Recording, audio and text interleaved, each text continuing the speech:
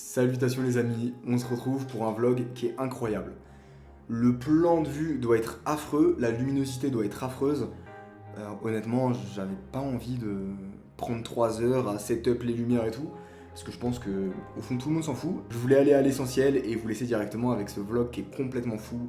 Il y a eu des mains de ouf, il y a eu plein de découvertes au Mexique. Et franchement, on a découvert le Mexique, on a découvert les lieux, les tables, les joueurs. Il y a beaucoup de choses à dire.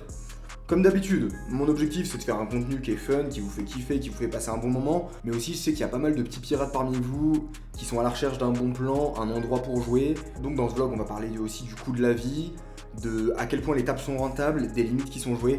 Bref, la totale, vous allez en savoir beaucoup plus, vous allez découvrir ça avec nous. C'est parti, j'espère que vous allez kiffer, que vous allez apprendre un maximum d'informations. Et avant tout, petit flash info, bam bam bam bam bam. Si aujourd'hui c'est dimanche pour toi et que tu viens de tomber sur la vidéo, qu'elle est sortie il y a quelques heures, actuellement je suis très sûrement en Twitch, je Twitch tous les dimanches à 20h, donc viens là, il y a pas mal de trucs organisés. J'ai aussi organisé mon propre tournoi privé, donc t'as toutes les infos en description, et il y a une prime de 150 balles sur ma tête. Le tournoi c'est à 5 €, donc tu viens t'inscrire pour 5 €, déjà t'as le price pool standard, et en plus si tu me bustes, je te fais un virement Paypal et je te fais un virement de 150 €. Donc franchement, le retour sur investissement que tu peux faire, c'est 30 buy-in. Donc c'est vraiment très rentable. Le tournoi, il a lieu à 21h le dimanche 5. Donc si tu regardes cette vidéo à ce moment-là, viens rejoindre le Twitch. On parlera, on discutera. Tu viens t'inscrire au tournoi et tu vois, tu joues le tournoi, tu regardes le Twitch en même temps, tu passes un bon moment. Bref, je te laisse te régaler. Dans tous les cas, il y aura un petit décalage, donc tu pourras pas voir mes cartes. C'est tout pour ça. Je te laisse me suivre pour la suite de la vidéo. Yo les gars, je suis avec Hugo. Yo. Aujourd'hui on se retrouve pour un grand jour, on part à l'aventure ensemble. En gros je vous explique la situation.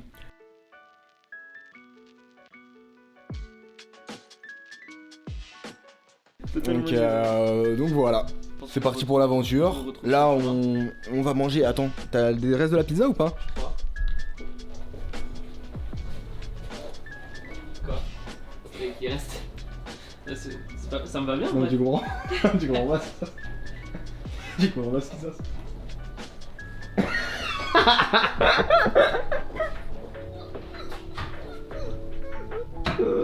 Mais merde. Bon, on refait la prise. On refait la prise parce que j'avais mis la caméra dans l'autre sens.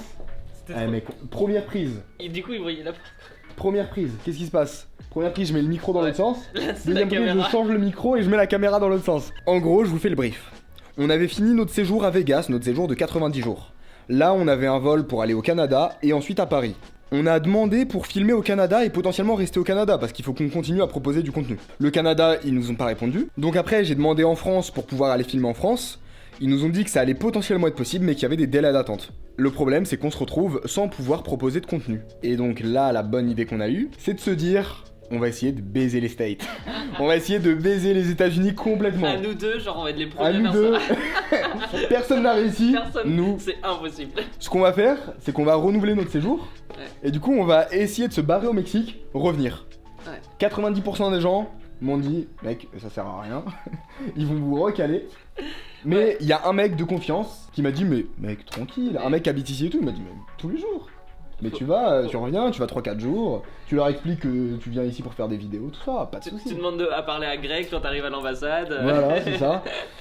Donc, nous, foufou qu'on est, on va tenter. Bah on le tente, hein, franchement. On le tente. En vrai, On n'a rien à perdre. on a rien à perdre, tu vois, donc c'est clair. Ça va être trop Voilà. Donc là, on va quitter notre maison qu'on a payée. Donc si on se fait recal, c'est un peu chiant quand même parce qu'il y a le loyer qui tombe dans le vide. bien. C'est très chiant.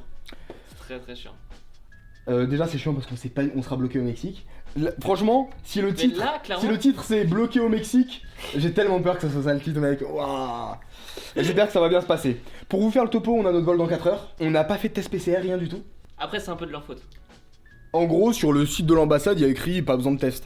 Le problème, c'est que ça dépend des compagnies. Mais on se dit, étant donné qu'il y a 90% de chances qu'il n'y ait pas besoin de test, Bah ouais. on va pas risquer 2 heures Ouais. et payer des tests Covid et tout, d'aller se faire enfoncer des trucs dans le nez. Le test Covid déjà tu m'as dit 300 balles. Waouh. Mec, casse pas la maison, calme-toi par contre. 300 balles c'est cher. Donc, putain. en vrai, étant donné qu'il y a 90% de chances qu'il n'y ait pas besoin, si on fait le calcul risque-récompense, on risque potentiellement peut-être 4 heures, 5 heures et 300-400 balles pour acheter un nouvel avion. Bon, moi j'ai acheté un Airbus la semaine dernière. Bon, c'est 300 balles, bon plan, frère. j'ai acheté sur Donc, Wish. on risque potentiellement 5 heures et 400-500 balles pour gagner 2 heures et 300 balles. Donc en fait, c'est hyper rentable. Étant donné qu'il y a 90% de chances que ça Oui. passe, c'est juste hyper rentable. C'est juste bizarre en fait. C'est Moi, du calcul risque-récompense de base. Moi je trouve que c'est bizarre qu'il n'y ait pas besoin de test PCR, tu vois. Donc on sait pas du tout si on va pouvoir rentrer, on a fait aucune démarche administrative. On a fait Là, rien on du va tout. à l'instinct, au feeling. Ça va On être est que les- au charme, On est les pires. que à la On est- grosse boule à Z. on est les pires. Je fais un petit clin d'œil au mec qui s'occupe de l'immigration. Mec, regarde, j'ai une tête gentille, non? T'es peut-être très gentil. J'ai une tête de mec gentil là. Vraiment. Ah ouais, là c'est obligé qu'ils nous laissent Là, passer. mec, tu Là. regardes comme ça? Obligé, il se passe. C'est parti pour l'aventure. Et bien sûr, avant ça, avant de partir, on a le droit à une petite pizza. Cuisson parfaite. Al dente. Al dente, amigo.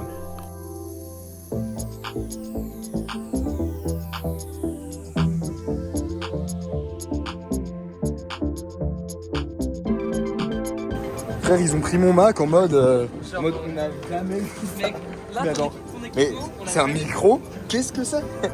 Qu'est-ce que c'est? Du coup là je suis en train d'attendre pour récupérer mon ordinateur. Ils me l'ont confisqué. Quelle vie, frère. Vraiment, j'ai l'impression de pas avoir assez de pouvoir. Il faut plus de pouvoir.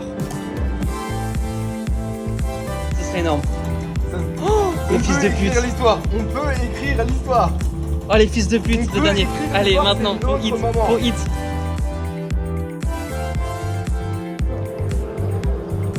Oh. Ah non.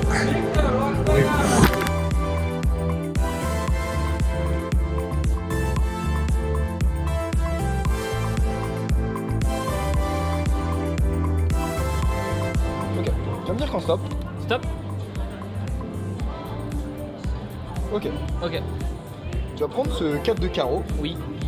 Est-ce que tu peux le montrer à la carte? Hop, je vous le montre à la carte.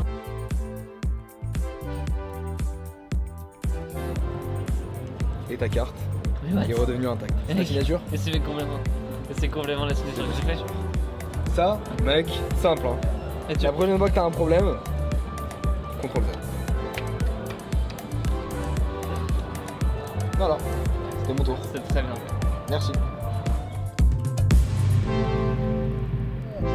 Bon, en attendant, je le coach un peu aux échecs parce que c'est cata. Allez. Allez, partie suivante, parce que du coup on l'a gagné. Nouvelle partie, 10 minutes, jouer, ça part. Ok, c'est nous qui commençons. Hello 250. Non, 360. J'ai l'impression que dès Non, la mais- première main. Non mais là on l'a mis en PLS. Ah bah là, mec, Le mec ça fait 1 minute 30 qu'il present fight alors. 30, il est bloqué au flop.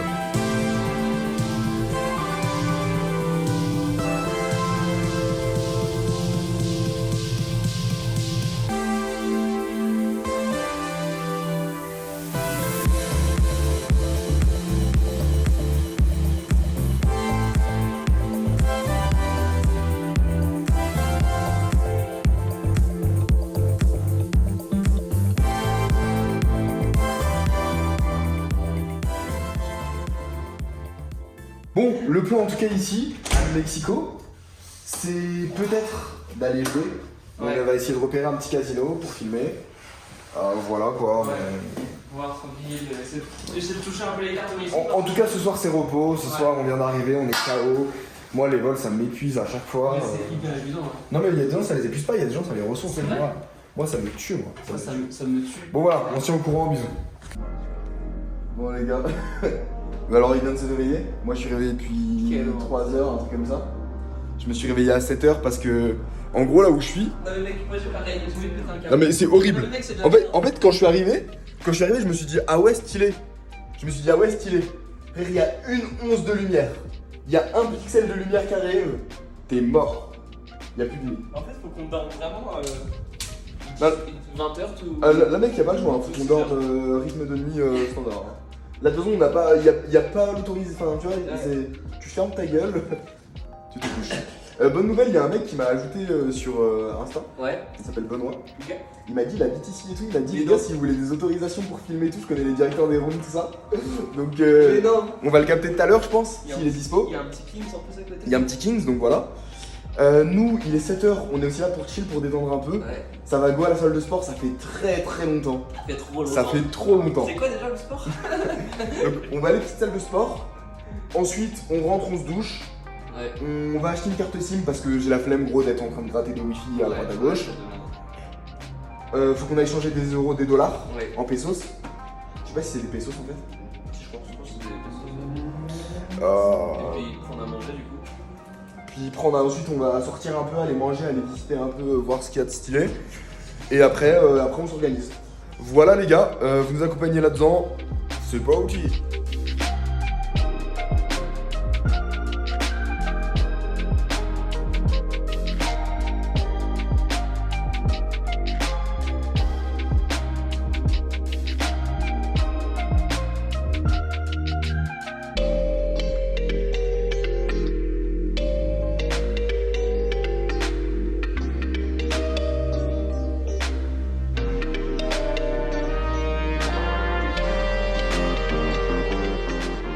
Ça fait longtemps qu'on n'a pas fait sport, ça se voit, putain.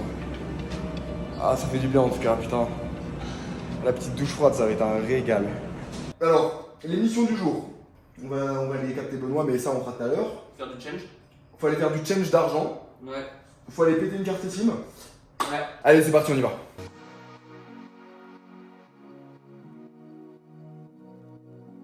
L'ambiance est très sympa, par contre mec on est perdu là. Moi je dis instinct, On est perdu au milieu de tous les câbles. je dis instinct, on va par là. Et dès qu'on croise une meuf, on lui demande si elle connaît un bureau de change et c'est tout. Après une heure de marche, retour dans la case départ. On a fait un rond en fait. My bad hein. Là tu My vois bad. ah ouais là. Attends frère, tu vas voir mon espagnol, ok? Vas-y. Teste mon espagnol en 2 secondes. Vas-y.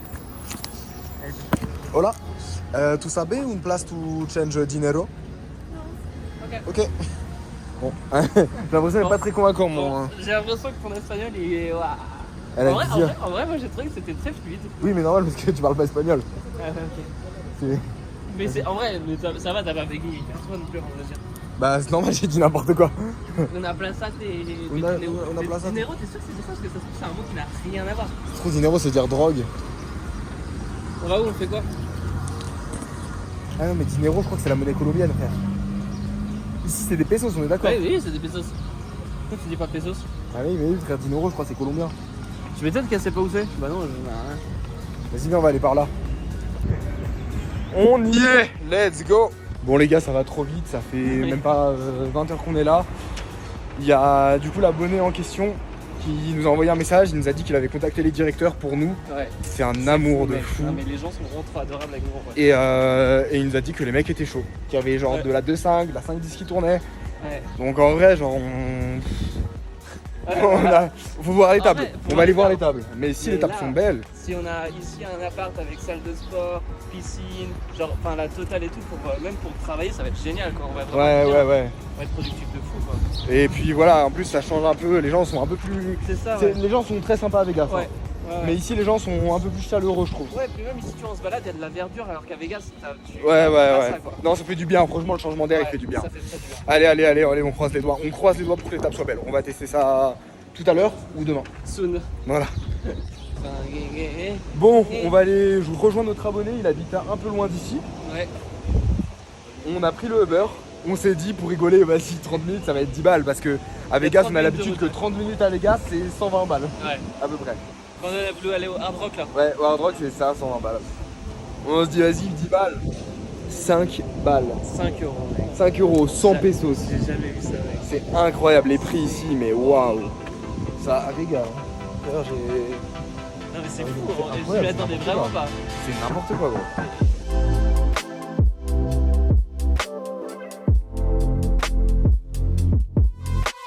Ouh, let's go, il est 18h. Non, il est pas du tout 18h. Il est 15h, il fait presque jour. Non, il est 20h15. 20h15. On est réveillé depuis 6h du matin. Ouais. Ma seule envie c'est de dormir. Ah, là j'ai un peu aussi envie de dormir. Mais bon, faut qu'on s'habitue au rythme. Le casino ouvrait à 19h. Là, on va rejoindre mon pote Benoît. Il va nous emmener au casino. On va aller avec lui parce que Ouais. le directeur, c'est un pote à lui Pour les autorisations, pour les autorisations. c'est cool quand même. Ouais. c'est sympa. Franchement, c'est nice. Donc c'est parti, accompagnez-nous là-dedans. Allez viens, on fera, les gars, je vous préviens, c'est une session de 2-3 heures. Hein. On va faire une session vite fait, on va aller découvrir un peu l'étape, c'est vraiment découverte.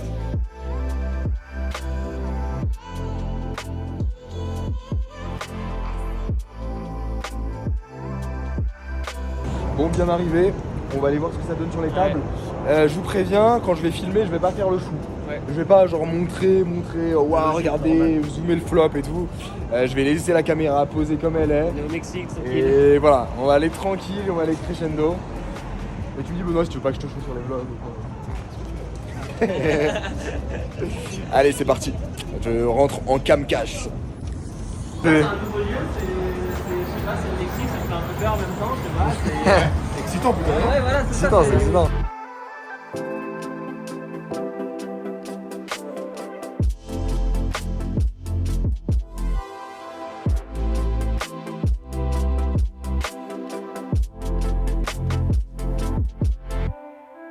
On se retrouve pour cette première session à Mexico et on est à un casino qui s'appelle le Palace. C'est le seul casino qui nous a autorisé à filmer. On a un abonné dès qu'on est arrivé au Mexique qui nous a contacté et étant donné qu'il connaissait du monde, qu'il connaissait le directeur, il nous a géré le truc. Merci Benoît, t'es un amour et franchement tu nous as offert beaucoup de possibilités. Donc juste génial, on arrive pour cette première session. Et on se retrouve sur des tables de 25-50 pesos. 25-50 pesos, ça représente à peu près 1,25-2,25 euros en termes de limite. Mais ce qui est intéressant, c'est qu'il y a souvent des options et que l'option n'est pas capée. C'est-à-dire, si le mec veut poser 400 sur son option, qui est l'équivalent de 20 euros, il a complètement le droit et vous allez voir qu'il se prive pas trop. Dès que je commence à jouer, je me rends rapidement compte que la table, elle est assez facile à jouer.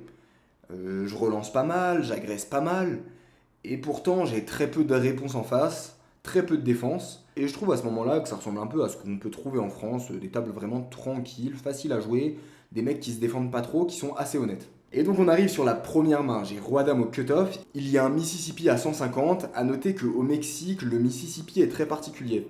Normalement, ce qui se passe, c'est que le mec pose son Mississippi au bouton, et ensuite tout le monde joue, ensuite c'est à lui de jouer, et ensuite c'est la small blind et la grosse blind. Là, ce qui se passe, c'est que directement, c'est la small blind et la grosse blind qui commencent, ensuite ça fait le tour, et ça va jusqu'à lui qui ferme l'action et qui parle en dernier. Donc c'est très intéressant, ça change beaucoup de choses, et du coup les mecs aiment encore plus ça, parce qu'ils sont derniers à parler, ils sont en position, et ça en abuse, moi ça me fait plaisir.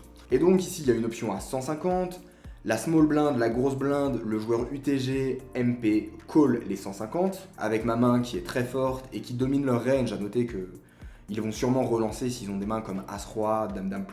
Donc je décide de relancer à 700 pesos, le bouton me call, la small blind me call, la grosse blind me call, et le joueur en milieu de position call. On se retrouve à 5 sur un flop Dame 7-3. On se retrouve sur un pot quand même qui fait plus de 200 euros, qui doit faire autour de 250 euros. Donc malgré les petites limites qu'on joue, vous voyez que ça gamble bien et que les pots gonflent. Et ça directement ça me fait plaisir parce que je me dis ok, c'est peut-être des petites limites, mais putain, il y a des sous à faire. Au final, tout le monde check jusqu'au joueur en milieu de position qui décide de reprendre l'initiative et de miser 800 pesos. C'est un joueur qui est assez passif, honnête, c'est-à-dire que s'il a une main forte, il va relancer, s'il a un bluff, il va juste checker, comme la plupart des joueurs au Mexique. Donc ça représente très souvent une dame, très souvent une main forte, il n'y a pas trop de 7 dans sa range, il aurait plutôt checké ou misé moins cher, et donc je décide de relancer directement en value. Le bouton, la small blind et la grosse blind fold, et là les gars, on n'a pas le temps de souffler, on vient d'arriver au Mexique, les problèmes commencent. En fait, j'entends que le mec commence à gueuler. Mon espagnol, c'est à peu près égal à mon chinois. Genre, vraiment, il n'y a pas de base, quoi. C'est hola, que tal, mi amigo, c'est tout. Vraiment, ça s'arrête là. Et du coup, j'entends un mec qui crie un peu en espagnol, je comprends rien du tout. Et là, t'as Benoît qui est à côté de moi qui m'explique, en fait, je vous laisse l'extrait.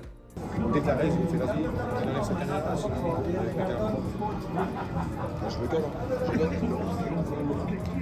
Ouais, c'est classique, on a eu la même chose à Vegas. Hein. Dès que t'es un peu agressif, dès que tu leur mets de la pression, les mecs ils chialent et ils sont en mode pourquoi tu filmes alors que ça n'a rien à voir. Bref, c'est de l'instinct de survie de base, c'est pas grave. Et au final, le mec il tilt, il dit qu'il a pas envie de jouer contre moi et il fold d'une dame. Bon, on gagne quand même un gros pot, même si je suis très surpris de son fold, je trouve ça fou.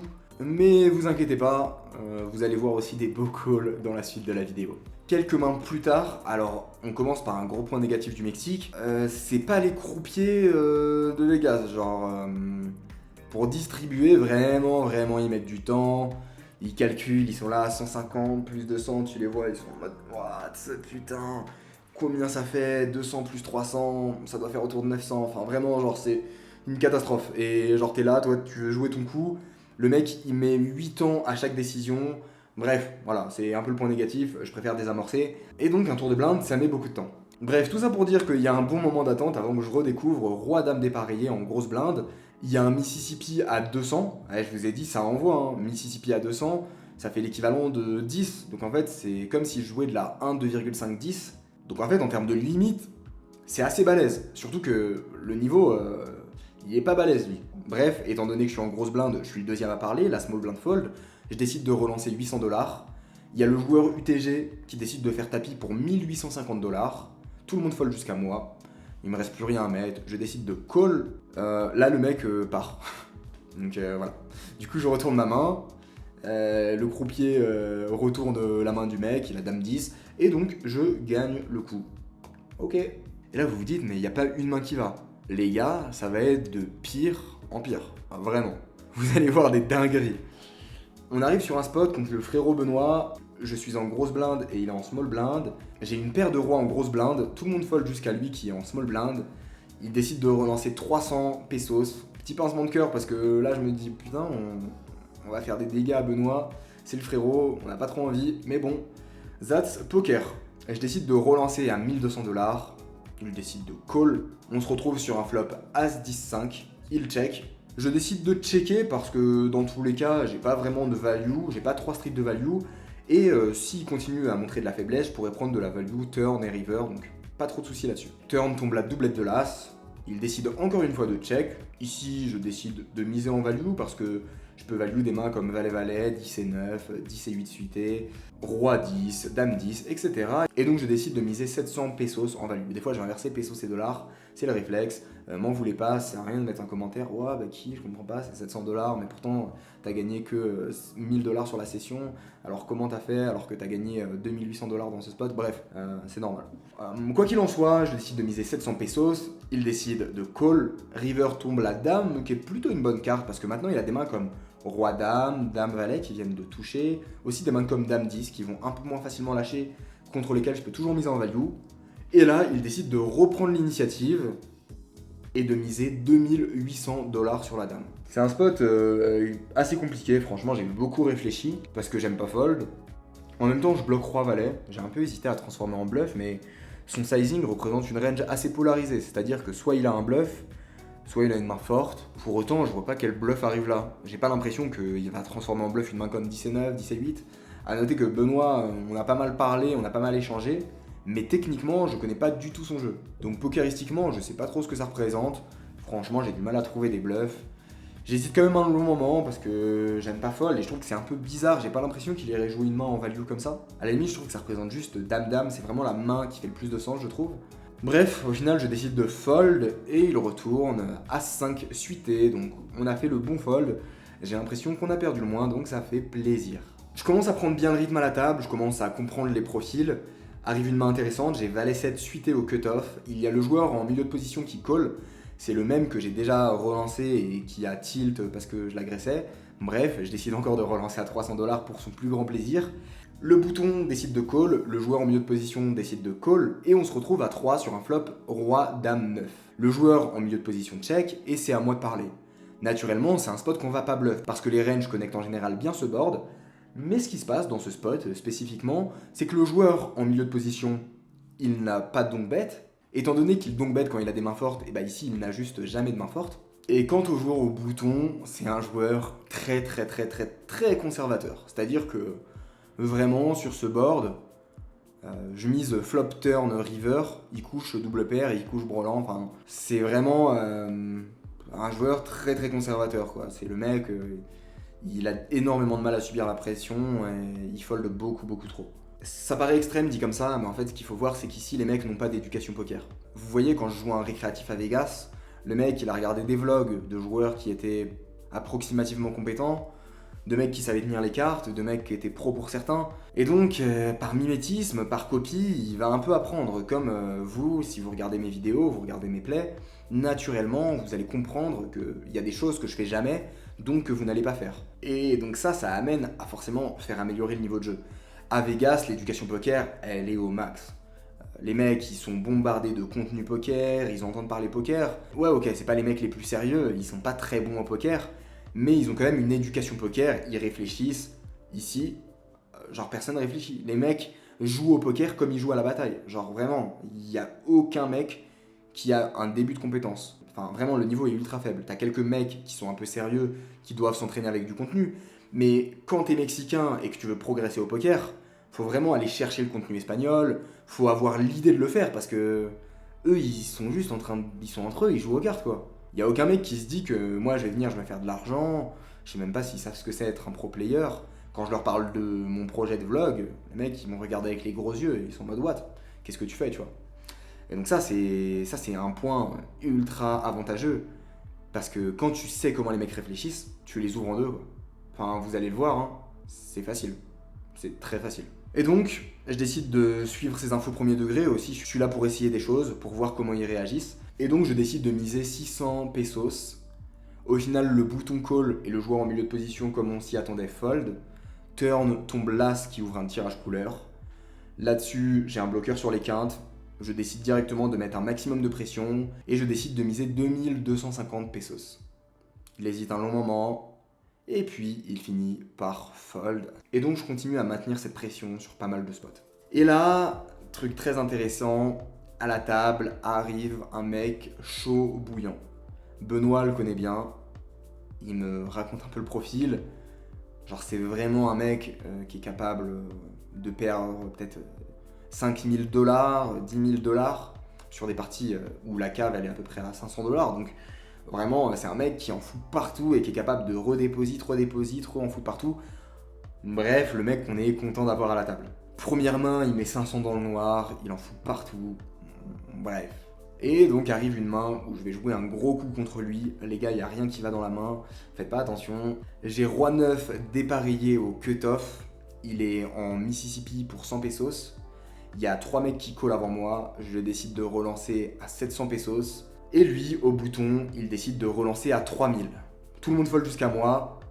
Je décide de call vu le profil fou furieux que c'est. En plus de ça, j'ai pas mal derrière. Et on tombe sur un flop 10-7-8 monocolore. Et j'ai le roi pour le tirage couleur, le 9 pour le tirage quinte. On est Gucci. Je décide de checker. Le plan, c'est qu'il va sûrement être agressif et pas mal miser. Et s'il mise, je vais tout foutre au milieu et GL à lui. Je check, il décide de checker à son tour. Turn tombe une dame. Quand il check, pour moi, ça représente plutôt des mains moyennes, genre des 7, des 8, des mains qui n'ont pas trop envie de foutre les sous au milieu, mais qui n'ont pas besoin de bluff pour autant.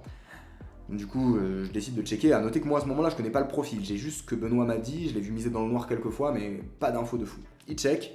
River tombe le valet, qui est vraiment très belle. Pour autant, pour moi, sa range, elle n'est pas ultra forte. Il y a peut-être des mains, comme j'ai dit, avec des one pair et tout, donc j'ai pas envie de miser ultra cher. Je décide de miser 3000 $ pour me faire coller un maximum. Et là, il met une pile de jetons. Il prend ses jetons, tac, sans réfléchir, sans compter et tout. Donc pour moi, quand je vois un mec qui pose une pile de jetons comme ça, sans compter, et j'arrive à déduire à peu près avec la fatigue que la pile de jetons elle est inférieure à 6000, je me dis bon bah c'est un call quoi. Du coup, je retourne ma main. Et là, le mec il me dit non, j'ai pas call, j'ai raise. J'ai mis 3000 et il a raise 5000, du coup, c'est un call. Après, il regarde ma main et il me fait ah ouais, non, en fait, non, j'ai call. Et du coup, cet enfoiré, il a économisé pas mal parce que sinon, il m'aurait raise. C'est juste qu'il a mis le mauvais montant et que moi, j'ai pas été concentré en fait. Enfin, j'étais concentré parce qu'en soi, il avait mis 5000, mais j'aurais dû faire attention. En fait, une règle que j'ai appris, c'est étant donné qu'il n'y a pas de règle ici, et ça, c'est valable pour toutes les rooms un peu bizarres que vous pouvez jouer, même en France en vrai, parce qu'en France, il y a beaucoup de croupiers incompétents et tout. Donc, vraiment, si vous jouez dans des petits casinos et tout, attendez toujours à la river de prendre. Attendez toujours que le mec valide sa décision. Donc typiquement, demandez-lui, ok, est-ce que t'as vraiment call? Est-ce que t'as vraiment check? Enfin, vraiment, surtout si vous parlez pas la langue, mieux vaut prendre le temps. Là, depuis qu'on est là, Hugo, il a déjà perdu beaucoup à cause de ça. Typiquement, des fois où le mec dit check, mais en fait, il demande si Hugo a check, et du coup, Hugo, il retourne ses cartes. Mais normalement, le mec dit check, donc c'est qu'il a check. Mais ici, vu que les croupiers, il n'y a pas vraiment de règles, bah le mec bet s'il veut et en fait on peut rien faire, donc vraiment mieux vaut être sûr.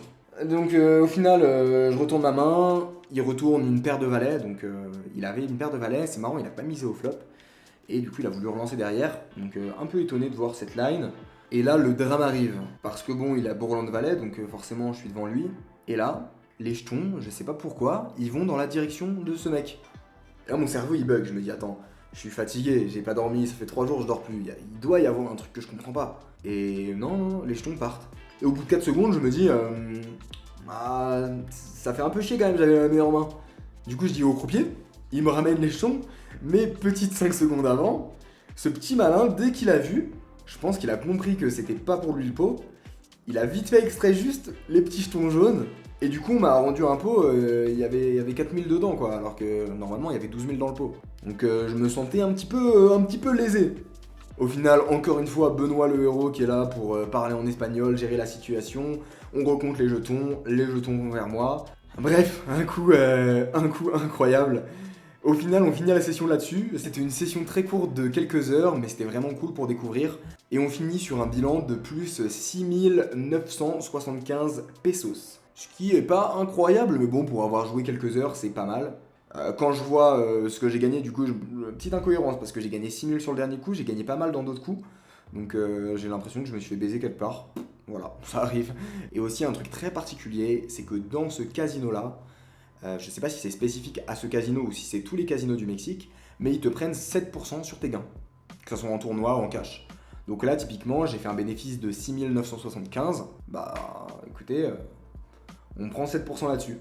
Ça fait un peu mal, mais bon, après, les tables sont tellement belles que, bon, ça me dérange pas. Voilà, c'était l'échauffement, on passe aux choses sérieuses, c'est parti pour la deuxième session. Et toujours, on est dans un petit mood où on visite un peu, on essaie de passer du bon temps, on essaie de kiffer. Le Mexique, c'est un pays qu'on kiffe de ouf dès qu'on arrive, donc voilà. La période Vegas a été très intense, on en profite pour aller faire des petits restos, aller découvrir un peu. Voilà.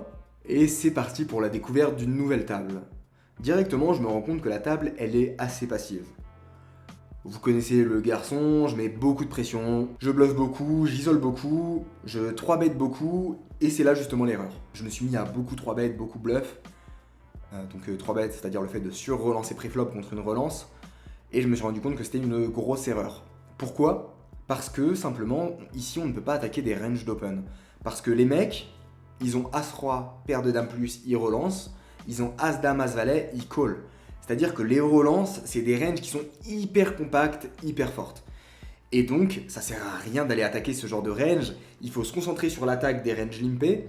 Mais tous les 3 bets que vous m'avez vu faire à Vegas et tout, ici je peux pas les faire. Les ranges d'open, pour la plupart des joueurs, sont trop compactes, trop serrées, trop fortes. Donc j'essaye, je suis puni. C'est pas grave, hein. On est sur des nouvelles tables, on est là pour essayer, pour mettre de la pression là, appuyer ici, voir comment ça réagit. On est là pour tester. Et donc j'en profite pour mettre beaucoup de pression dans beaucoup de spots. Et arrive une main qui est très très particulière. J'ai 8 et 9 dépareillés au bouton, je relance à 200. Il y a la small blind qui me call. C'est un joueur régulier, c'est un des seuls joueurs réguliers, régulier, il est là régulièrement. Je pense qu'il gagne un peu d'argent parce qu'il est quand même moins nul que tout le monde, mais il est quand même très mauvais. Je pense même pas qu'il serait gagnant sur des tables à Vegas par exemple. Il call et on se retrouve en heads up sur un flop As-6-4 avec un tirage couleur. Et là il se passe un truc très particulier. Avant même que je relance pré-flop, j'ai une sensation. Je sens que l'atmosphère a un peu changé. C'est pas quelque chose qui s'explique techniquement, mais en gros, je l'ai pas mal vécu. Je sais pas si je le vois dans le regard ou si c'est dans l'atmosphère. Je sais pas comment j'arrive à le voir, mais je sens que ce profil-là particulier, il voit que je suis agressif. Je sais qu'il est aussi agressif et je comprends qu'il va pas me laisser gagner le coup. Alors encore une fois, il n'y a aucune explication rationnelle, c'est pas quelque chose que je peux expliquer, c'est de l'intuition, de l'instinct. Faut pas oublier que le poker, il y a beaucoup l'aspect technique. On met la technique, mais si vous regardez les mecs qui excellent au plus haut niveau, genre tu prends 2 meilleurs joueurs du monde et ils se battent entre eux, t'écoutes les interviews, bah c'est full de l'instinct, du ressenti et les mecs sont pas là en train de calculer les choses. Parce que calculer ça aide à un long moment, mais des fois t'as des perceptions, t'as juste des perceptions qui se créent. C'est pareil pour les sports de haut niveau, c'est un moment pour atteindre un certain level, on rentre dans une espèce de flow où les décisions sont relativement intuitives. Et là c'est un peu ce qui s'est passé. En fait pour moi le plan il est assez clair dès le flop. C'est soit je décide d'abandonner le coup parce qu'il va se battre contre moi, soit je décide de miser pour le laisser bluff, et par contre, on va se battre jusqu'au bout. Donc voilà mon ressenti. Surtout que c'est un board As-6-4, donc je mets quand même de la réflexion, mais je veux dire, j'ai l'instinct que le mec va m'agresser. Et c'est un flop où finalement il touche pas beaucoup de mains fortes. Il a As-6, As-4, même pas sûr qu'il ait envie de les raise vs une mise. Et sinon il a 6-6, 4-4. Des mains comme As-Valet, il les a pas, il les aurait 3 bêtes. Donc c'est un board où il n'a pas énormément de mains fortes. A l'inverse, sur un flop 9-6-4, il pourrait relancer des 9 et 8, 9 et 7. Là il va pas relancer As-7, ça n'a aucun sens, il a pas du tout besoin de le faire. Et donc je décide de miser 150$. Sans surprise, il me relance à 400$. Je call assez facilement. Là le plan il est clair, on a pas mal de profondeur. S'il décide de miser à la turn, je call. S'il décide de miser à la river, je fais tapis. C'est juste le plan. Je vais jouer comme si j'ai 4-4 et c'est tout. Bref, je call. Turn, ça tombe le roi qui ouvre un double tirage couleur. Il décide de miser 950$, ce qui me confirme dans mon thinking parce que c'est un sizing plutôt polarisé. Il irait vraiment pas miser As-9, As-10 comme ça, même s'il les a même pas en vrai dans sa range. Et donc ici, il me dit qu'il a 6-6, 4-4 ou rien. Et donc assez facilement, je call. Encore une fois, le call à froid paraît dégueulasse, hein. Mais c'est juste mon ressenti du moment, j'ai l'impression qu'il va avoir tous ses bluffs. Je fais confiance à mon instinct. Si mon instinct il s'avère qu'il est faux, bah, je me remettrai en question. Pour l'instant, quand j'ai ce genre de sensations, c'est important de savoir d'où viennent les sensations. Ce qui est intéressant avec le poker, c'est qu'à force de pratiquer, vous allez voir que la sensation n'est pas toujours la même. Des fois, ça va être une sensation qui va être un peu plus dans le ventre, une sensation qui va être un peu plus dans la gorge, une sensation où vous allez voir que l'émotion, elle est un peu plus liée à de la peur, à de l'envie, à de l'ego. Et au fur et à mesure, en étant très à l'écoute de vos ressentis et aussi en notant à chaque fin de session quelle émotion vous avez ressenti, est-ce que quand vous ressentez ce genre d'émotion, votre lecture elle est bonne ou pas. Vraiment ça peut paraître un peu perché comme ça, mais au final notre corps il nous dit souvent ce qui est bon à faire ou ce qui n'est pas bon à faire et on peut développer des ressentis. Je suis pas le meilleur du tout là-dessus, je suis même un des pires. Moi je suis un mec full pragmatique, sérieux, etc. Et donc je suis pas très à l'aise là-dedans. Mais en tout cas, quand ça vient naturellement, je fais de plus en plus en sorte d'écouter. Et parce que, voilà, encore une fois, les meilleurs joueurs au monde, les meilleurs sportifs au monde, ils sont beaucoup plus dans le ressenti que dans la réflexion profonde. Et donc c'est quelque chose que j'essaie d'atteindre. Et quand ça vient, je me fais confiance. Voilà pour la petite parenthèse. Je décide de call. River, ça tombe un 3 qui ne fait rien rentrer. Le mec check. Donc pour moi, c'est souvent un bluff qui abandonne. Il pourrait potentiellement avoir touché des petites paires par-ci par-là. Une main genre 5 et 3 par exemple. Il peut aussi avoir des auteurs d'âme que potentiellement il peut hero call. Donc j'ai pas envie de mettre une mise ridicule non plus. J'ai pas envie de mettre 400 parce que s'il me call auteur d'âme, ça fait vraiment chier. Et donc je décide de miser 1750 pesos. Il hésite un tout petit moment et puis il décide de fold. Au niveau de l'explication, je suis désolé, il n'y a pas grand chose à dire, hein. C'est un coup de ressenti. Il y en a 1 sur 50 que je joue comme ça. C'est très rare que je les perde quand j'ai un bon ressenti, donc je me fais juste confiance. Mais encore une fois, on revient au même point, être à l'écoute de ses sensations, de ses émotions, que ça soit pour comprendre quand on tilt, que ça soit pour comprendre quand on a un bon feeling, comprendre quand notre sensation elle est plus liée à de l'ego, etc. C'est hyper important. Et si on devait prendre la situation d'un point de vue plus pragmatique, je suis contre un mec, ça se voit physiquement, à son regard et tout, que c'est un mec qui est plutôt combatif, il voit que je roule sur la table, et juste il va vouloir se battle. Et moi en fait, la sensation que j'ai, c'est juste mon inconscient qui synthétise la situation et qui me donne le feu vert en mode mec, t'as vécu souvent cette situation, souvent les mecs ils veulent te pressure, donc bats-toi jusqu'au bout. Voilà un peu pour synthétiser le truc. Voilà, je sais pas du tout si c'était intéressant ou si c'était juste hyper vague. Si vous avez kiffé ce genre de petite analyse un peu plus ressentie que technique, n'hésitez pas à me le dire et je pourrais aussi faire intervenir mon coach mental parce qu'il est largement meilleur que moi là-dedans. Et donc voilà. Les gars, j'en profite pour vous dire, si vous kiffez la vidéo, si vous kiffez les spots, si vous kiffez le vlog, si vous kiffez le projet, bordel, abonnez-vous, bombardez les likes. Je sais que c'est chiant hein, quand on demande des likes.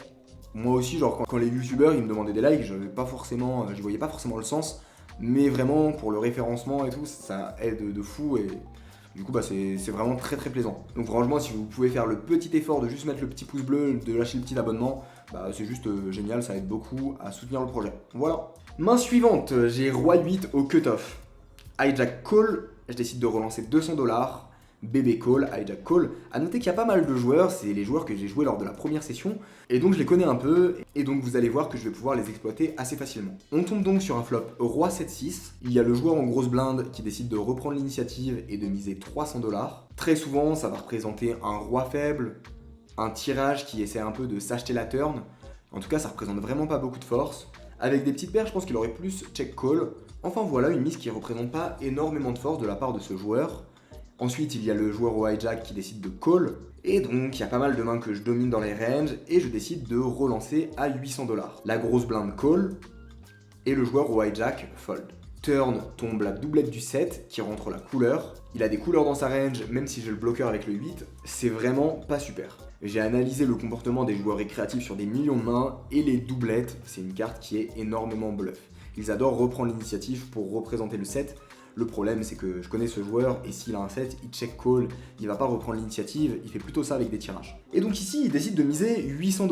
Donc pour moi, ça peut représenter des bluffs, des mains comme 9 et 10, 8 et 9, des mains comme 4 et 5. Enfin voilà, plein de tirages ventral, tirages quinte du flop, qui ici décident de prendre le spot en bluff. Aussi, il peut très bien avoir des couleurs, mais j'ai l'impression qu'il irait quand même miser un peu plus cher une couleur, et que dans tous les cas, son sizing à la river sera très révélateur.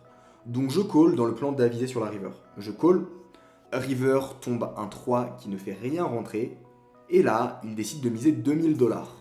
Il mise 2000 $, tout en se laissant 1500 $ derrière. Et ici, les mecs font beaucoup ça. C'est très bizarre, hein, mais en général, quand le pot il fait 4000 et que t'as 3500 $ devant toi, si t'es en value, bah tu fais juste tapis. Et donc, avec tes bluffs, naturellement, tu te dis, bon bah si je mets 1500 $, je représente rien, donc le mec va trop me call. Et du coup, les mecs ne font pas ça en bluff et font tapis avec leur bluff aussi. D'ailleurs, s'il avait fait tapis, j'aurais très certainement fold. Mais ici, je ne sais pas pourquoi, moi et Hugo, on fait souvent face à ce spot et à chaque fois on est choqués. Bah en fait, les mecs, quand ils sont en bluff, ils me font des mises qui représentent rien. En gros, ce qu'il faut voir, c'est qu'au Mexique, étant donné qu'il n'y a pas l'éducation poker, les mecs n'essaient pas de représenter des choses ou pas représenter des choses. Enfin, à très petite échelle, mais ils vont pas pousser loin le raisonnement. Ils s'en foutent de faire une taille de mise qui représente rien. Ils se demandent pas, ok, c'est quoi ma range au global, si j'ai une flush, je fais quelle mise, ok, bah je vais faire pareil en bluff. Les mecs jouent leurs mains. Il y a vraiment le truc des doublettes où là c'est très intuitif et vas-y, je représente le 7 et je mise. Mais sur les spots plus global, ils vont être très face-up, ils vont être très honnêtes et ils vont nous dire leurs mains très facilement. C'est pour ça que c'est très très rentable. Et donc pour moi, flush, il aurait toujours fait tapis. S'il avait un roi X qui me battait, il aurait pas pris ses tailles de mise, il aurait même pas misé aussi cher à la river, et en vrai il aurait misé plus cher au flop. Donc pour moi la line elle représente beaucoup des mains comme 8 et 5, 8 et 9, 10 et 9, et juste 4 et 5 qui vient de toucher quinte. Donc voilà, s'il a 4 et 5 bien joué, c'est une main qu'il aurait joué exactement comme ça. Je décide de call, il me regarde et il jette ses cartes. Plutôt bon sur la lecture, encore une fois je suis au Mexique, je suis sur des nouvelles tables, je vais faire beaucoup de calls, beaucoup de bluffs, j'ai envie vraiment de comprendre leur thinking. Plus je vais call, plus je vais voir des abattages, plus je vais comprendre leur jeu, plus le graphe il va faire comme ça, to the moon. Main suivante, j'ai roi 9 suité au hijack, je décide de relancer à 200 $. Bouton call, on se retrouve sur un flop 10, 7, 6. Je décide de miser 100 $ parce que les mecs, quand ils touchent pas en général, ils foldent assez facilement. Et par contre, à l'inverse, s'ils touchent, ils vont souvent nous le dire en montrant pas mal de force. Et surtout, selon la taille de leur relance, ils vont nous dire leurs mains. C'est des tables qui sont très très honnêtes. Et donc l'adversaire décide de me relancer 200 $. Donc pour moi, s'il avait une main très forte, il aurait relancé cher. Ça représente plutôt un 10 faible, peut-être un 7. Et quoi qu'il arrive, j'ai un call assez facile, j'ai un roi qui est toujours vivant, j'ai un tirage ventral, un call assez facile, et je pourrais bluffer sur des cartes hautes. Parce que clairement, quand il joue comme ça, il a jamais As-Valet, il a jamais As-9, il a jamais As-8, enfin... S'il y a un roi, un As, une dame qui tombe, je pourrais prendre le spot en bluff très facilement. Je décide de call, et turn tombe le valet de trèfle, qui est juste la meilleure carte. Parce qu'il est en position, s'il avait eu un tirage, il n'a pas besoin de bloquer l'action pour aller voir la turn avec son tirage. Et donc s'il avait un tirage, il aurait just call. En plus de ça, c'est un joueur que je sais assez sérieux. Ici, le plan c'est clair. Le plan c'est de miser ultra cher turn, faire tapis river. Pour moi, il n'a jamais de flush, peut-être 2-3% du temps maximum. Je suis assez certain de ça, je fais confiance à mon thinking, et je vais mettre tout au milieu. S'il me retourne une flush, bah tant pis, je le saurai pour la prochaine fois, et je changerai mes adaptations contre les Mexicains, simplement. Et donc je décide de reprendre l'initiative de miser 1100 $ dans l'idée de faire tapis river, et s'il décide de call tout mon tapis avec une paire de 10, encore une fois, bien joué à lui, mais étant donné qu'ici ça bluffe très peu, je pense que ça n'arrivera vraiment pas. Il hésite un moment, et puis il finit par fold directement, presque trop facile. Après cette main, je décide d'aller faire un petit break avec Hugo, d'aller débrief un peu des spots. Bref, on parle un peu de notre ressenti sur les joueurs. Bon les gars, petit break. Il y a Hugo qui est là. Il a déjà monté pas mal de sous lui aussi. On va faire un petit brief Allez, viens Hugo, on va faire un petit brief. Bon, il y a le mec de la sécu qui nous a suivi jusqu'à la sortie pour pas qu'on filme. Mais il nous suivait en scred mais il disait rien. Ouais, Il était derrière nous comme ça. Moi, ouais, ça me fait penser aux tables de Roumanie. Bon, le niveau est très bas. Bah, y a pas de niveau en fait. Le niveau est inexistant. J'ai l'impression que je joue contre ma mère. J'ai l'impression. Ah, bah, vraiment, c'est ça. Hein. J'ai vraiment l'impression que je joue contre ma mère au poker. C'est tellement face-up. C'est trop facile. Les mecs, Putain, le mec de la sécu, il nous regarde encore, on a le droit de filmer là quand même. les mecs, ils ont des tels de fous. Genre, ils s'en battent les couilles, ils se protègent pas. Mec, les tels. Y a aucun Est-ce second degré, tu vois. que tu comprends maintenant, en voyant ça, est-ce que tu comprends pourquoi en Roumanie, j'avais des tels physiques vraiment trop obvious? Ah oui, Tu vois ce que je veux dire? Ah oui. Ils s'en battent les couilles, les mecs. ils s'en battent les couilles. Ils vont vraiment avoir des tels, mais Non, mais énormissimes. c'est clair. Il n'y a pas d'éducation poker, Non. personne ne comprend rien. Proche de la France que proche de Vegas. Ouais. Ah bah oui, parce que là, ça bluffe pas, y a rien. Ça ressemble quand même pas à la France au niveau pas. Ouais, c'est la pas France, clair. mais en pire. C'est la France en pire, quoi. Tu vois la France, bah en dessous, c'est ça, quoi. Ouais. C'est la France, mais sans kill tilt, quoi. Ouais. C'est la France sans. Parce que la France, elle a quand même une petite éducation Elle a une poker. petite éducation de regard. Là, y a rien. Là, c'est néant, frère. Enfin bref, Ouais. ça m'amuse bien. Moi, je m'amuse bien en tout cas sur la table. Ouais, pareil, moi j'ai un spot sympa aussi. Genre, j'open au cutoff 300 Dame Valley off. Je suis call par les blindes. Ça vient un flop roi 8-2. Je bet tout de suite 800 pour faire fold les auteurs as, un board qui connecte mal et tout, tu vois. Je bet Ok, 800 pour tout faire ok, fold ok. en one shot. Ok. Je suis call par bébé. Turn tombe à 8. La doublette Ok. du 8. Et là, il décide de me donc 1300. Tu sais, ça a l'air d'être un mec. Tu sais, le jeune là, le jeune qu'on a vu là. Je dirais pas que c'est un règle, mais j'ai l'impression qu'il vient souvent là, tu vois. Genre. Un FR? Enfin, pas un FR, mais un ouais, blanc quoi. ouais, Ouais, je vois, le mec, j'ai vu le mec, il a un suite, il est tout à droite sur ta table. ouais. Et en gros, il me donc 1300 du coup dans un pot. Il y a un qui fait flush draw 2000. Non. Flush draw qui s'ouvre à la turn. Il attend qu'avant de call ou. Ouais, il a hésité un peu, et puis il a du temps que 30 secondes, il a call. Pour toi, il a pas de dans sa range? Pour moi, il a 0,8 dans sa range, tu vois. C'est un roi qui bloque bet? Ouais. Pour moi, Ok. c'est roi valet, roi dame qui bloque bet, tu vois. Roi 10. Ouais, je suis ok. Du coup, je raise, je fais Ouais. 3003. Il tank. Il fold. Il me dit, bah de toute façon, ici t'as que As-Roi ou 2 As quoi. Et il me show roi dame. Mais non, Si. putain, ils comprennent rien. Ouais, en fait, mec, c'est fou, en fait quoi. ils ont aucune C'est compréhension ça, de leur c'est ça, range. mec. C'est tellement ça, quoi, tu vois. Enfin, bref. Aucune compréhension de leur range. C'est insane. Genre, à aucun moment, un mec il se dit je suis cab, je suis Ouais, tapette, je sais c'est pas, ça, c'est ça. j'ai rien pour me défendre. Ah. Y a aucun sinking quoi. C'est pour ça, ça se règne vraiment facilement, quoi. Il y a C'est très aucune facile. difficulté, quoi. C'est très facile. Moi, mec, ça fait que lim tout le temps. Lim. Je raise 500, je récupère 400, mec, à chaque fois. Mais j'ai envie de jouer. Moi mec, je te cache pas, là, j'open des 10 et 7 hijack. Par contre, j'ai hâte de voir quand on va jouer sur de la high plus high, tu vois. Parce que là, de la Ouais. 1-2, quoi. C'est de la 1-3 quand même. C'est de la 2,50, quoi. Mais ouais, j'ai hâte de quand même de monter en Ah play. ouais, mais on cave quand même 500 balles deep, hein. Ça équivaut à la 1-3 du win quand tu regardes Ouais, les sizes. ouais, et tout. mais, oui, mais le truc, c'est que là, on pourrait multiplier par 2 notre taux horaire parce que je pense que les profils qu'il y a là et les profils qu'il y a Ah oui, bien sûr. Ouais, Donc, en mais fait, c'est juste le ça, seul tu vois. problème, c'est ce petit truc là, ce petit objet. Hein. Ouais. C'est la petite cam quoi. Est-ce que si vous pouvez ramener la cam, bien sûr, à un niveau BR, on est assez bien pour le jouer, donc il n'y a pas de souci. Au niveau du Ouais. challenge, il n'y a pas de souci, je peux le jouer. On s'amuserait bien. Après, sinon, tu peux aller là-bas et moi je continue là, mais bon, Non, y a pas d'intérêt. c'est moins fun quoi. Donc voilà. Donc voilà, bon, bref, on va continuer à se régaler. On va essayer de on va- rentrer si le mec Par nous contre, laisse c'est rentrer. lent, Ouais, la c'est lenteur. très, très lent, ça, très. Donc voilà. Voilà. Et de retour à la table, j'ai As-Dame suité en grosse blinde. Il y a un joueur très serré en début de parole qui relance à 125 $, le bouton call, et je décide de relancer à 400 $. Ici, l'intérêt de la relance, c'est encore une fois d'avoir de l'information. Le mec va jamais me revenir dessus en bluff avec des mains comme Roi-Valet suité, Dame 10 suité, enfin, les mains les plus faibles qu'il va relancer, il va jamais me les bluff. S'il a des mains comme As-5 suité, il va jamais me les bluff. Et pour autant, s'il a une paire de rois et une paire d'As, il va toujours me revenir dessus, As-Roi pareil. Et donc, j'aime beaucoup relancer pour avoir l'information sur sa range. Le problème, c'est que si je décide de call, je vais avoir très peu de clairvoyance dans le spot. Alors que là, le fait de relancer, ça m'aide pas mal. En plus de ça, dans le cas où il fold, j'ai envie de faire grossir le pot contre le bouton qui est un joueur assez large, assez récréatif. Donc voilà, je décide de relancer 400 $. UTG, il hésite un long moment. Vraiment, il hésite beaucoup. Et puis, il finit par call. Quant au bouton, il décide de fold. Et je me retrouve en heads up contre le joueur UTG sur un flop Dame Valet 5. Il lui reste pas énormément de jetons derrière, il a à peu près 4000 pesos de stack standard, et donc je décide de miser 600 $ ici. Il décide de call, turn tombe la doublette du valet, et là, je décide de checker. c'est un profil tight passif, un classique qu'on peut voir au Mexique. Et donc j'aime bien l'option du check parce que pour moi le gars va être assez honnête. Au final, quand je check, il décide de miser 1000$. Pour moi, ce joueur n'a pas une main comme 10 et 9 parce qu'il l'aurait limp. Les seuls bluffs potentiels qu'il peut avoir, c'est des mains comme Roi 10, des tirages qui auraient call au flop. Mais encore une fois, pour moi, s'il a Roi 10 suité, il va pas bluff en fait. C'est pas ce genre de profil. Pour autant, il peut avoir toutes les mains comme Valet 10, Dame Valet, Roi Valet, et aussi bien sûr des As Valet. Il lui reste 2500$ derrière, donc quand je call, je sais qu'il va tout mettre à la river très souvent. Il n'y a pas vraiment de main que je bats, il irait pas jouer comme ça Roi Dame, il irait juste checker. À la limite, il a peut-être As Dame qui pourrait jouer comme ça. Mais quoi qu'il en soit, il a beaucoup trop de mains en value pour les bluffs quasi inexistants. Genre les seules mains qu'on bat ou contre lesquelles on split, c'est peut-être, alors que c'est value, c'est sûr à 100% qu'il va les jouer comme ça. Et donc pour moi, on a un fold assez facile. Mais genre vraiment très facile. Et c'est le luxe de ces tables les gars. C'est le luxe de jouer contre des joueurs passifs.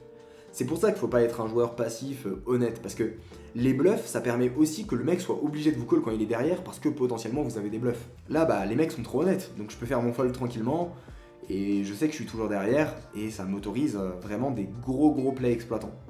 Là-dessus, je fais énormément d'argent, parce que contre ces profils, je me retrouve à jamais perdre de coups. Si je suis derrière, je le sais. Si je suis devant, je le sais, je peux prendre beaucoup de value. S'ils ont une main à peu près moyenne, je le sais, je peux bluff. Je veux pas trop m'avancer, mais je pense vraiment que les résultats qu'on va avoir sur le long terme ici, ils vont juste être dingues. Avec les bonnes adaptations contre chaque profil, les mecs, on va les écraser quoi. Donc voilà, encore une fois, les résultats parlent plus que les mots. Donc on verra les résultats, on verra si je me fais défoncer, on verra si je les défonce.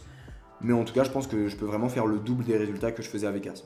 Voilà. Un petit 60 bébés de l'heure, ça me paraît complètement possible contre ces joueurs. Pour les sceptiques, les haters, régalez-vous en commentaire. En tout cas, hâte de voir ce que ça va donner en résultat. Enfin bref, je grind la table tranquillement, je continue à jouer bien aggro. Et arrive le spot final, j'ai As5 dépareillé en milieu de position.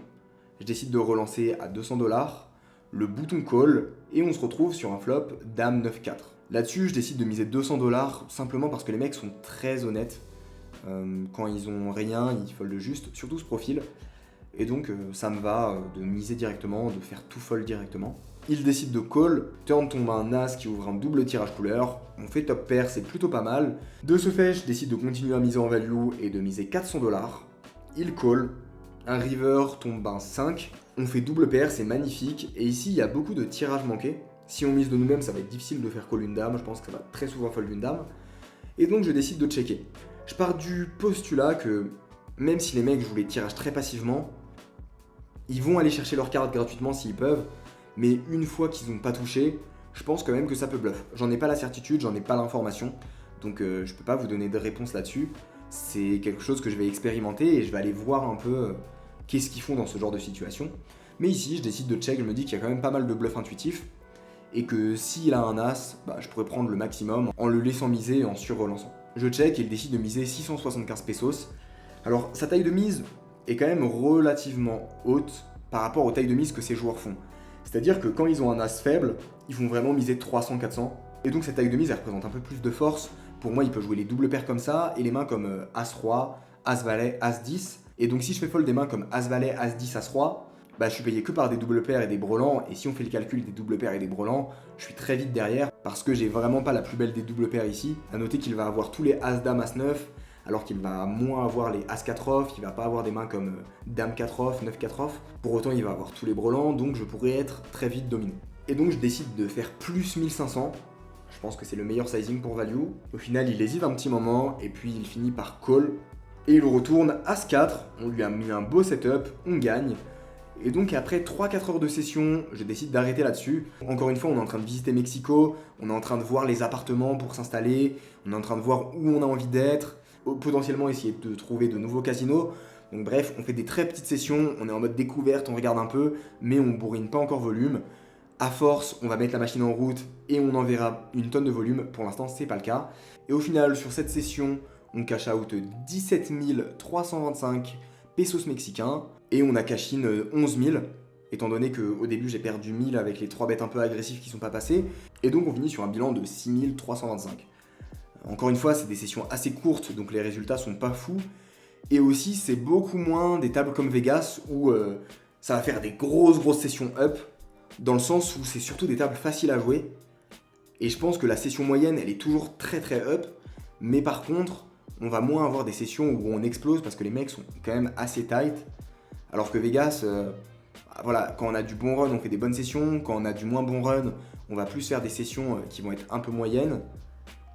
Où on va faire 200, 300 dollars. Là, je pense que si on fait des sessions à 8 heures de jeu, la session moyenne, elle doit être autour de 800, 900 dollars. Mais par contre, vraiment très régulière, quoi. En plus, des fois, les tables sont plus chaudes. Là, c'était une table assez tranquille. J'étais pas au meilleur jour, mais des fois, il y a des tables, les gars. On joue des pots à 1000 dollars quasiment à chaque fois, quoi. Il y a vraiment des tables de fou. Voilà pour cette vidéo, je pense qu'elle est déjà assez dense, qu'on a pas mal... Ouais, mes cheveux c'est une cata. Faut que j'aille me couper les cheveux. Voilà, la vidéo a été assez dense, je pense qu'il y a déjà eu pas mal d'informations, pas mal de spots. J'espère que vous avez kiffé. N'oubliez pas que si pour vous, on est le dimanche 5 juin, actuellement je suis sur Twitch, donc venez passer. Si je suis plus sur Twitch, bah venez regarder le replay, comme ça vous verrez un peu à quoi ça ressemble les Twitch. Il y a le replay que je mettrai gratuitement sur Twitch. Donc voilà, c'est la famille, venez vous poser, venez vous installer, vous allez kiffer. Je pense qu'on a fait le tour, faites-moi un maximum de feedback en commentaire pour me dire ce que vous avez pensé de la vidéo, je les lirai tous et j'y répondrai. On se fait des gros bisous et on se retrouve à dimanche prochain pour le prochain vlog. Il y aura pas mal de sessions intéressantes, il y a des sessions que j'ai déjà jouées et qui ont été complètement folles. Bref, je vais pas trop vous tease, ça arrive dimanche prochain, je vous fais des bisous, ciao. Plastique quand même. Eh mais bâtard, t'as fait quand même 21K hein. J'ai grave l'impression que je suis Mec, riche. j'en sens c'est billet de 200 frérot. Y'a rien Y a du rien tout. du tout. C'est un resto. non, j'abuse. Non, c'est un salaire de Mexicain quand même. C'est un salaire de Mexicain? Ouais. Bah non, c'est plus qu'un salaire de Mexicain, moi ce que j'ai. 10K. GG à nous. Ouais. Les gars, j'espère que vous avez kiffé la vidéo. On se retrouve très vite. Tous les mecs de la sécurité me disent d'arrêter de filmer à chaque fois, donc Ouais. on fait vite. Adieu. Adios.